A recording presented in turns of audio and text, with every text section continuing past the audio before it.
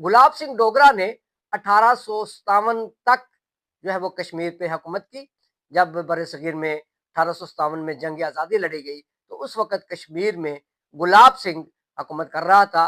गुलाब सिंह का इक़्तिदार 1857 में ख़त्म हुआ, उसकी वफ़ात के बाद तो उसका बेटा जो है वो ज़ुबैर सिंह इक़्तिदार में आ गया।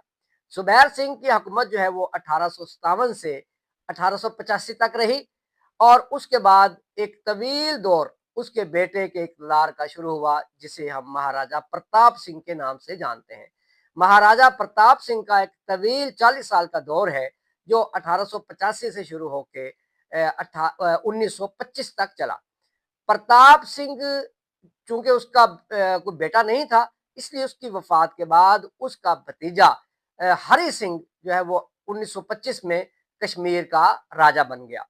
इसी के दौर में जो है वो कश्मीर में जद्दोजहद आज़ादी शुरू हुई।